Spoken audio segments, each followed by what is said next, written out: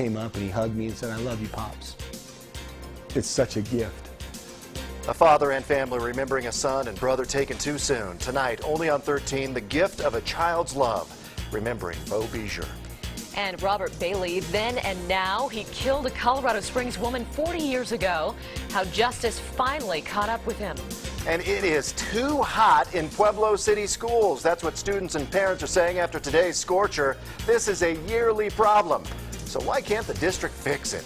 Good evening, and thanks for joining us. I'm James Jarman. And I'm Heather Skold. Thanks for joining us.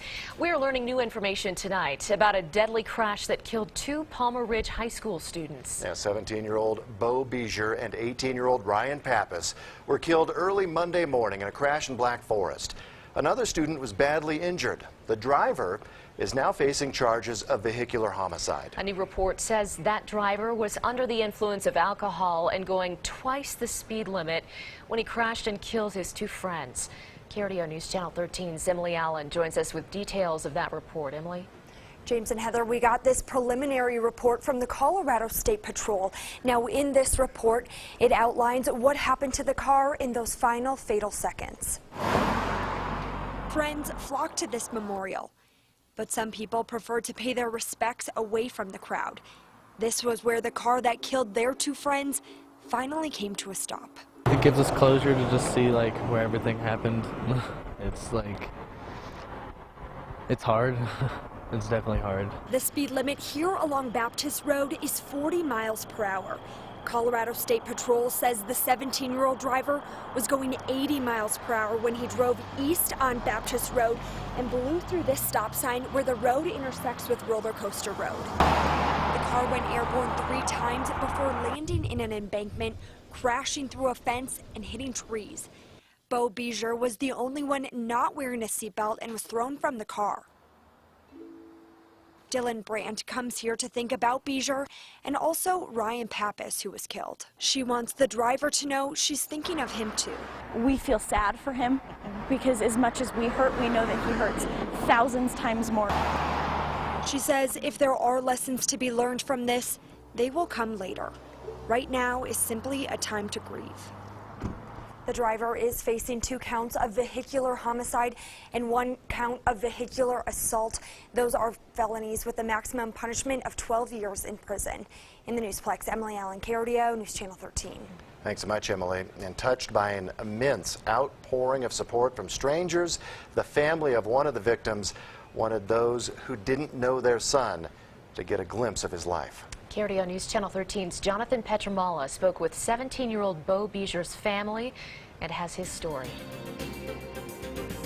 Time was already moving too fast when Don Bizier asked his son Beau to go fishing this past weekend. I went out to get our gear and I realized the last time we'd gone fishing, Beau was 5'6", 120 pounds. Beau had grown up, now a senior at Palmer Ridge High. Throw that, yeah, finish it!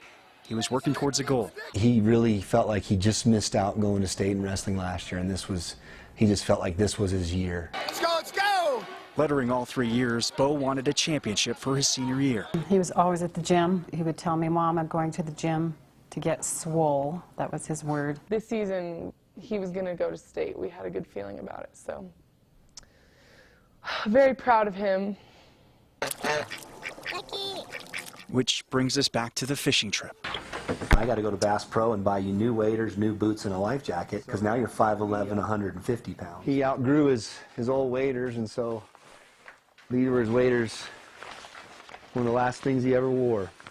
Just hours after fishing with his father, Beau was a passenger in a friend's car that crashed, ejecting and killing him here. So his feet were in there just a few days ago. And I paid $170, and I told people all week, I said I'd have given $1 million for that day. For sure. Because I'm so grateful. So many parents don't get that moment. That final moment, a final "I love you." I said I love you, and he said I love you back, and it feels awesome to know that that's the last thing I said to him. A phrase that isn't always the final word. I don't remember the last time that I got to say I love you. A family shattered by what was taken, but grateful for what they've been given. And we're overwhelmed in the best way possible by the outpouring of support. It's been incredible. It's terrible. Family. And there are videos of Bo. Friends trying to fill in. Thank you is so inadequate.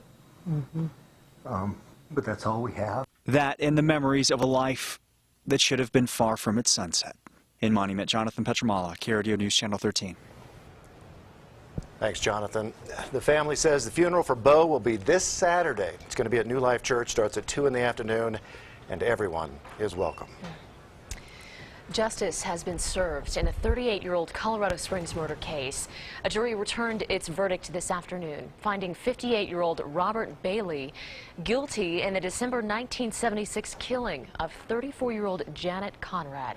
Conrad was a housekeeper at the Antlers Hotel. DNA evidence linked Bailey to the crime. Janet Conrad's son, who was in court today, says he's prayed for the answer to his mother's murder for years. The Bible says that there's nothing hidden under the sun that shall not be revealed.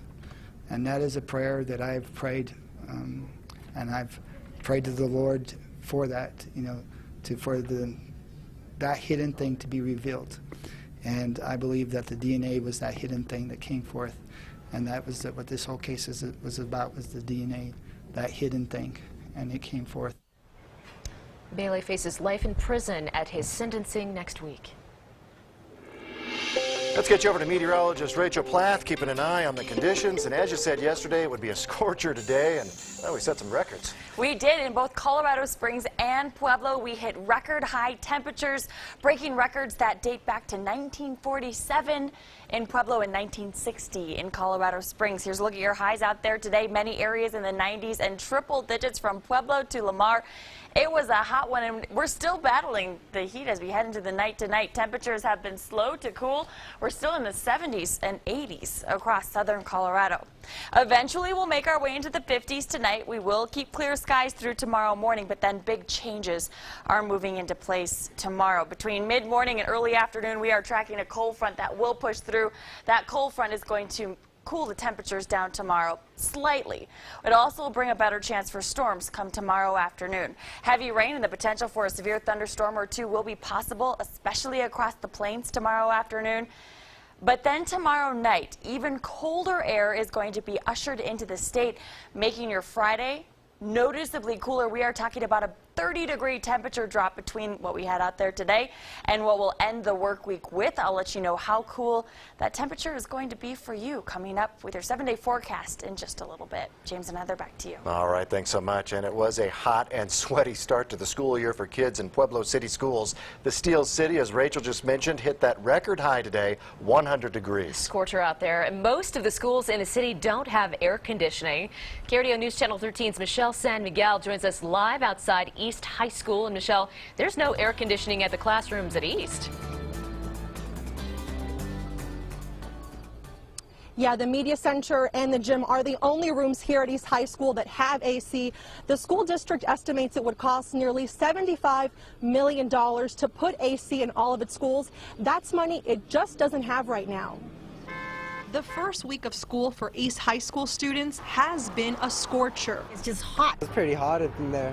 Students sitting in the shade after school, trying to stay cool while they wait to get picked up. It's just hard to learn and try to stay focused. I think it makes them tired. Very, very tired. I don't think they can concentrate. It's too hot. This year, the school board voted to have most schools start classes after Labor Day to avoid hot triple-digit temperatures like today. I was embarrassed to even walk around because I was afraid that I was adding to the body odor from the heat. It was fairly embarrassing. The school district says on hot days, the district relaxes its dress code to make the heat more bearable. We also have those large barrel fans that are found in the hallways that keep air circulating. They're complaining about, how the school tests and everything are down and everything, but how can these kids do well in school when it's so hot that they can't concentrate? Teachers are trying their best with fans. It's not doing anything.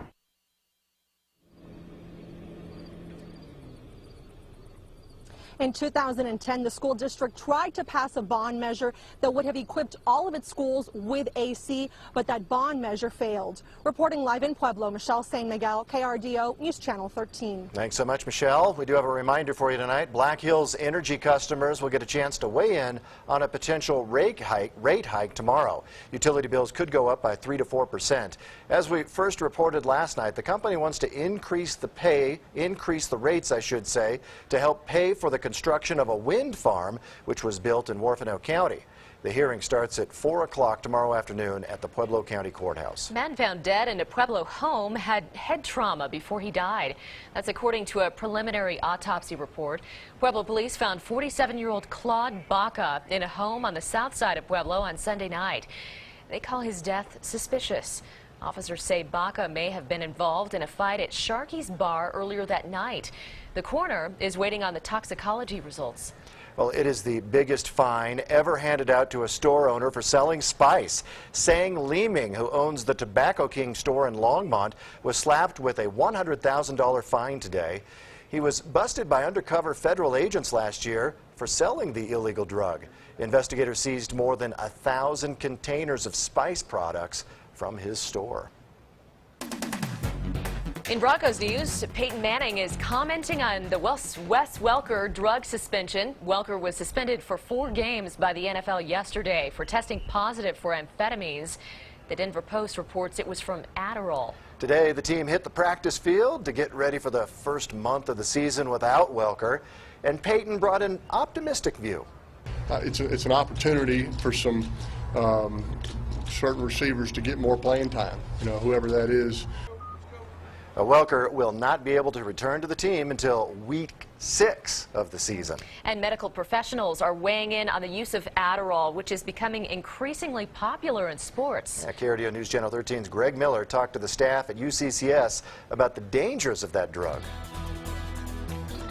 College medical professionals will tell you it has been on campus for years. It's a drug that a lot of students use to stay up late at night and to focus. But now, allegedly, it's made its way to the football field. But it looks like it's actually filtered over to the athletic program as well. Adderall, typically prescribed for ADHD patients, has been used by college students recently, especially during finals season. Now, it's alleged to be used in the NFL. The NFL considers it a performance-enhancing drug. Not performance like I'm going to get stronger, I'm going to get faster, but performance like I'm going to think sharper, I'm going to think quicker. Dr. John Torres was not surprised to hear the accusations that Adderall made its way into professional sports. And if I do have a concussion, there are some reports that some athletes are taking it for concussions to try and get around the testing that keeps them off the field. Officially, Welker tested positive for an amphetamine, and one source told the Denver Post he tested positive for Adderall.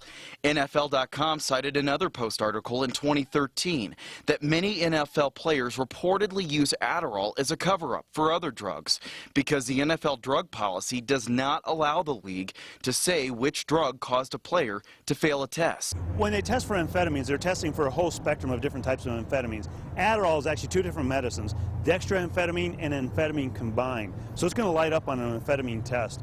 Adderall is a prescription drug, which when used by a patient doesn't carry a heavy risk of side effects. But when used by other people, or from causing more inattention, causing impotence, causing rashes, that type of thing, to more serious ones, it can cause heart attacks. So it increases your heart rate, it can cause problems, even death. In Colorado Springs, Greg Miller, KRDO News Channel 13. We checked with athletic departments at several high schools, all of which say they don't condone the use of Adderall or any enhancing drug among players of any sports. Well, the family is talking tonight about the tragic loss of their son at the hands of ISIS. Today we grieve. This week we mourn. But we will emerge from this ordeal. It was last week they begged for mercy. This week they mourn a son killed by jihadists. And it takes a village, and this horse rescue right here proves it. That is right after weather in the next block, Rach. And we are tracking some cooler weather headed our way tomorrow. We have a cold front moving through. It's going to drop temperatures tomorrow into the 70s and 80s. But wait until you see how chilly Friday will shape up to be. At your 7-day forecast after the break.